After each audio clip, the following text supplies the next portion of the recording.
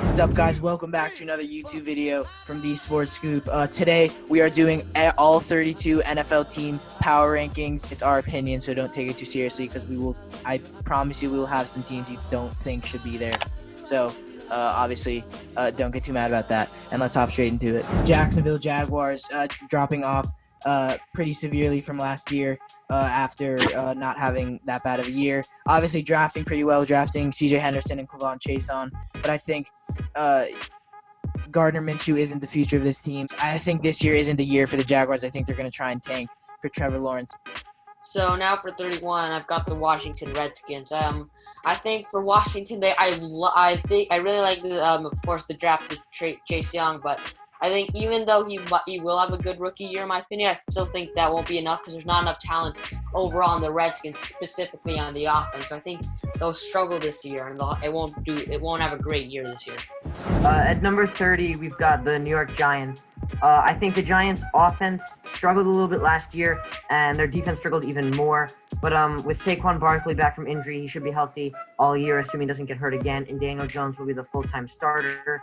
Their offense could do really well. They made the pick of Andrew Thomas at number 4, which was an okay pick, and then they drafted Xavier McKinney in the second round to help out their defense. So I think not a great year from the Giants. And at 29, we have the Carolina Panthers. Obviously, Cam Newton leaving, and then picking up the backup quarterback from the Saints, Teddy Bridgewater, who I think is a good quarterback, and I think won't be as terrible as people think. Obviously, having some good receivers on that team, but I think it's not a really good defense. Obviously, drafting Derek Brown, but I think they don't have enough production on the offense besides Christian McCaffrey, and their offensive line isn't great either. And then as well in the defense, just no really secondary players, corners at all, but James Bradbury obviously traded to the Giants. So I think this year is going to be a bad year for the Panthers at 29. Now for 28, we've got the Cincinnati Bengals. So Cincinnati Bengals for now are low because last year they were the worst team in the league. But I really liked their offseason, not just their draft pick of Joe Burrow, but signings like Von Bell, Trey Waynes, and Mackenzie Alexander, and DJ Reader. I think this team is definitely a team to look out for in 2020, and I think you don't be surprised to see them rising the rankings this year. Next up at 27, we've got the New York Jets. I think Sam Darnold, he missed a few games to mono last year, yeah, and he should be back this season for all 16 games. Le'Veon Bell did not have a great year last year, but I think the Jets are hoping that he can return to his prior form. The receiving corps took a hit after losing Robbie Anderson, and they drafted Mekhi Becton in the first round. Defensively, I think it's a solid defense. However, if they lose Jamal Adams, I don't think there'll be much of an opportunity for them to rise too much this year. At 26, we have the Miami Dolphins, who I really think are going to have a decent bounce-back year. Obviously, last year, if not the worst, the second worst team. But obviously, drafting Tua Tagovailoa, who I love. I think he's a really good quarterback when not injured. Obviously, really good secondary, improved secondary now with Xavier Howard, who should hopefully be healthy, and signing Byron Jones and also drafting Noah Iguanagni. So I think this team is going to be really good with also the signing of Kyle Van Noy. I think they brought in free agents that are going to help this team be really good. So I love the Dolphins here, and I wouldn't be surprised if they play better than 26 here. At 25, we have the Los Angeles Rams. So it's funny because this time last year, I think a lot of us were considering the Los Angeles Rams to be Super Bowl contenders. But now we have them as low as 25, and this is because of the trap of the salary cap. The Rams ended up paying everyone once they build up their quote super team. But now they're in salary cap hell. They basically have no team. I'm not saying they have no team, but I'm saying that they lost a lot of their players that they spend a lot for, like wide receiver Brandon Cooks, who was traded to the Houston Texans. So I feel like this definitely has potential to be a down year for the Rams, and they might be in real trouble for the next few years to come, especially without a first-round pick. At 24, the Detroit Lions. I'm going to start by saying I think Matthew Stafford is one of the more underrated quarterbacks in the league. I'm not saying that he's one of the best quarterbacks in the league, but he's very underrated, and he was hurt for a long time last year, and he did play decently well last year when he was healthy. The Lions lost most of their games under the backup quarterbacks. So I think Matthew Stafford, especially with the help given to him by young receiver Kenny Galladay, who I think has potential to be really good, and running back Kerryon Johnson, I think that's a really good offense. Their defense not necessarily a really good offense, but a solid enough offense. Their defense not so great. They have Trey Flowers at defensive end, but I think that's just about their best defensive player and not much else. No help in the secondary. 23, we have the Atlanta Falcons.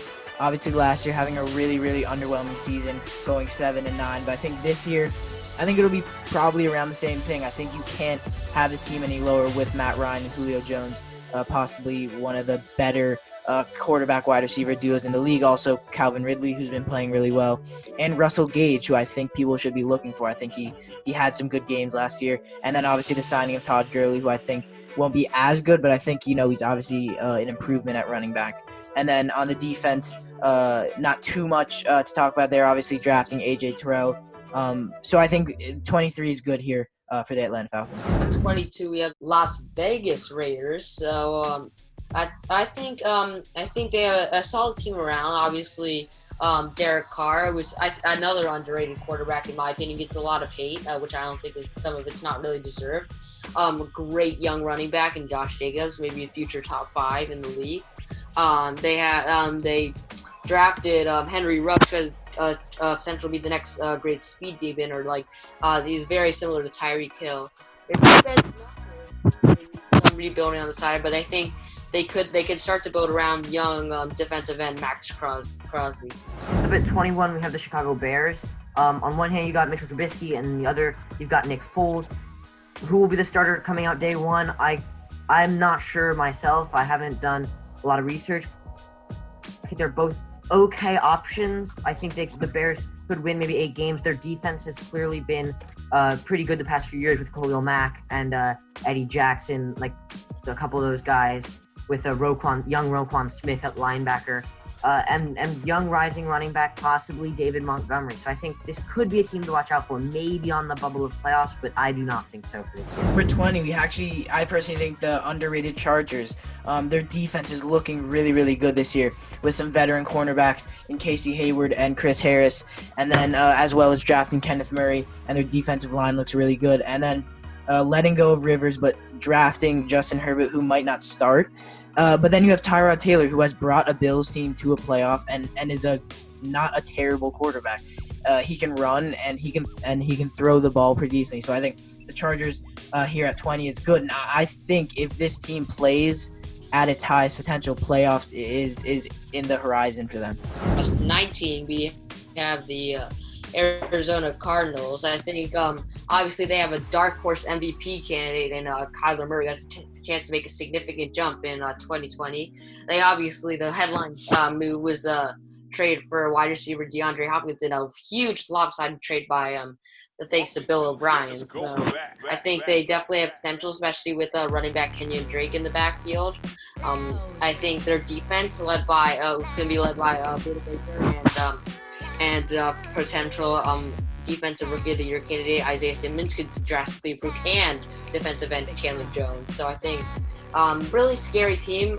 Arizona definitely dark horse for the playoffs in 2020. At 18, the Houston Texans. Last year I probably had the Texans somewhere close to my top 5.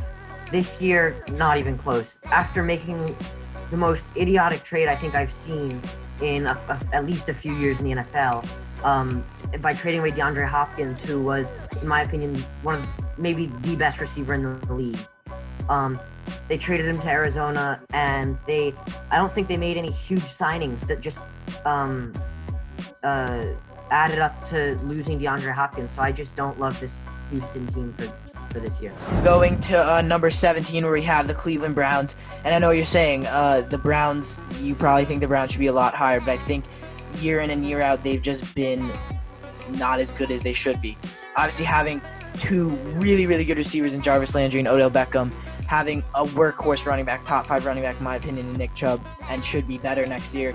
And their defense is also pretty good. Obviously, drafting Grant Delpit, having Denzel Ward, having Greedy Williams. I think this team is set up for success, but the past couple years, they've just shown that they can't build up. And I think this year it's going to be a little bit better. And I think, if they play well, they can definitely be a lot higher. But I think this is a more underwhelming season prediction by us. Up at 16, we have the Denver Broncos. I think they could be a little lower, but I like them here. I don't know how much higher they could be. I don't love them for the playoffs, but I think 16 is a pretty good spot, considering they drafted Jerry Jeudy in that first round. They got him decently late for where a lot of people thought Jeudy was going, to pair up with Cortland Sutton. I think Drew Lock at the helm in his second year could have a really surprisingly good year. Could probably go over 3,500 yards. Defensively, they've got a super young Justin Simmons who has proven to be a beast in the secondary. And Von Miller, he's aging, but still a force to be reckoned with. So I think the Broncos defense could be something to look out for as well. 15, we have the New England Patriots. So before they made the signing of Cam Newton, I had them probably bottom 8 team, bottom 10 team in the league. But I think with Cam Newton, that changes everything. Yeah, teammates say that he has he's a huge risk at with his shoulder injury, but I think honestly he's going to fit in perfectly with the Patriots system as he thrives with short and intermediate passing. So I think he'll be doing a lot of that with Josh McDaniels and Bill Belichick. He has a top 10 defense behind him, always a perennial good offensive line behind him, which he didn't really often have actually in Carolina. So I feel like. And also a great running back committee and Sony Michel and James White and Rex Burkhead. So I feel like very scary team in New England could challenge for the AFC's title. 14, we have the Pittsburgh Steelers. Obviously last year not having the quarterback they wanted, Ben Roethlisberger injured, but now he's back. But I wouldn't be too hot on him this year. I don't think he's going to have as good of a year as you think. I think Juju Smith-Schuster is going to have a good year. Obviously James Conner should have a good year. And then that defense, I think a top 5 defense. This defense is really good. With T.J. Watt, Joe Hayden, the recently signed Minkah Fitzpatrick, who I think is going to have a really, really, really good year. Devin Bush, the young linebacker. So I love them here. And I think, this Steelers team is a playoffs team for me right now. I think a wild card playoff team, I think is a fair prediction for the Steelers here at 14. So now at 13 we have the Buffalo Bills. I think Buffalo has a really good roster. I mean, Josh Allen could make that next step, but I feel like he's not that franchise quarterback for now. I feel like I like their running back committee of Zach Moss and Devin Singletary, who could break out next year. Obviously, top 5 defense like Pittsburgh, and with great weapons, great defensive weapons such as Ed Oliver, AJ Epinesa, who they drafted, and then they've got Tre'Davious White in the second as a shutdown corner, and Jordan Poyer and Micah Hyde as their safeties. 12, we have the Vikings. I think the Vikings could be anywhere hovering around 12, possibly a little lower. Maybe a couple of you have them a little higher. I think getting rid of Stephon Diggs, that's a really big hit for Minnesota. Although they do have Adam Thielen and Dalvin Cook in a higher-powered offense, Stephon Diggs was probably I know he was their number 2, maybe even tied for that number 1 receiver. Defensively, their corners aren't the same as they have been in the past couple of years. I think they got rid of Trey Waynes and Xavier Rhodes. Harrison Smith is aging at safety, but their linebacking core is still pretty solid with, I think, Anthony Barr and Eric Kendricks. The Colts, and I think this team has really improved. I think Rivers here is a veteran quarterback who's going to be able to, produce a good receiver out of Michael Pittman, a really tall receiver who can go up and catch balls. And then with T.Y. Hilton, I love that matchup. I think it's going to be really fun to watch, that small, fast receiver in T.Y. Hilton, and then Michael Pittman, the tall receiver. I really like that.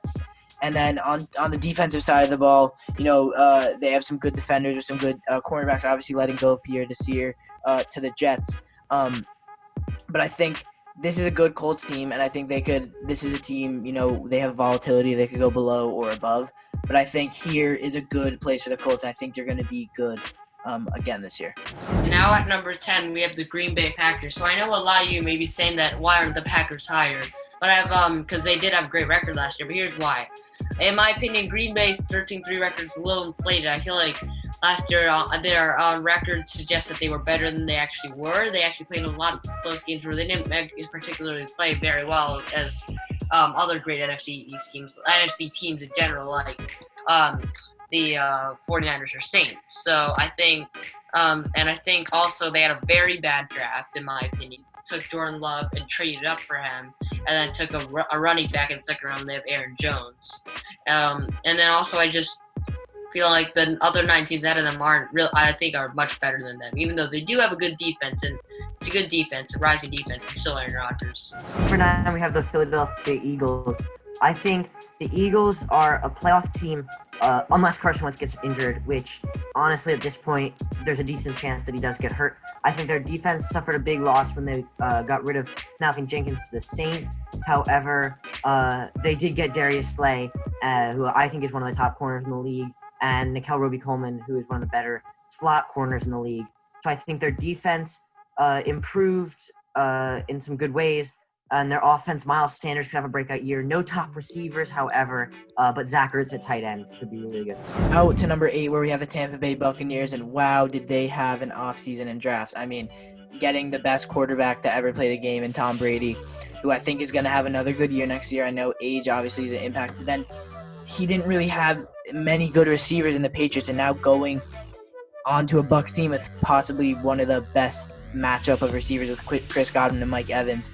And then, obviously a good offensive line, drafting Tristan Wirfs, having Ali Marpet, and then defensively, they have a good defense, drafting Antoine Winfield. And I think and then the defense isn't as good side of the ball. I think the offense is probably, the more attractive part of that Bucs team. And then also Shaq Barrett, who had a really good season last year. So I think this team is built for playoffs and built for top 10 football next year.